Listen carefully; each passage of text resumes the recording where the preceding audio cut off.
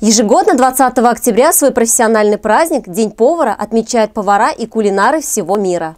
Повар или профессия со вкусом. Людей этой специальности можно без преувеличения назвать волшебниками, ведь из обычных продуктов они порой создают шедевры. Искусство готовки – одно из самых сложных занятий, ведь на плечи поваров ложится множество задач. Это организация качественного отбора и хранения продуктов, соблюдение технологий и рецептуры на всех этапах приготовления пищи, составление меню и правильная эксплуатация кухонного оборудования. Только в совокупности этих процессов можно насладиться не только вкусной, но и, самое главное, полезной пищей. Так, в школе номер 2 села Кармаскалы был проведен второй этап республиканского конкурса «Лучшая столовая сельской школы», где повара школ района представили членам жюри свое блюдо, в данном случае плов, который не оставил равнодушным ни одного участника жюри.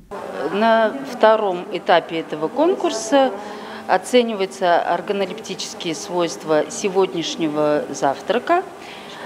Девочки все привезли со школ завтраки и будем оценивать их вкусовые качества.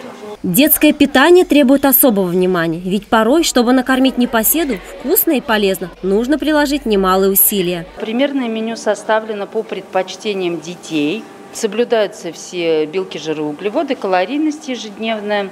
Школьный возраст – это время физического, интеллектуального и активного развития ребенка. Именно поэтому питание школьников должно быть сбалансированным и максимально полезным. Для родителей важно, чтобы еда их детей была безопасной и качественной. Тогда любимое чадо точно не будет регулярно обедать фастфудом из соседнего магазина, а значит, ребенок будет здоров. Детям очень нравится школьное питание. Идем мы вообще стараемся идти, учить детей к правильному питанию. Дети у нас очень хорошо кушают это. Творожную запеканку у нас дети любят очень.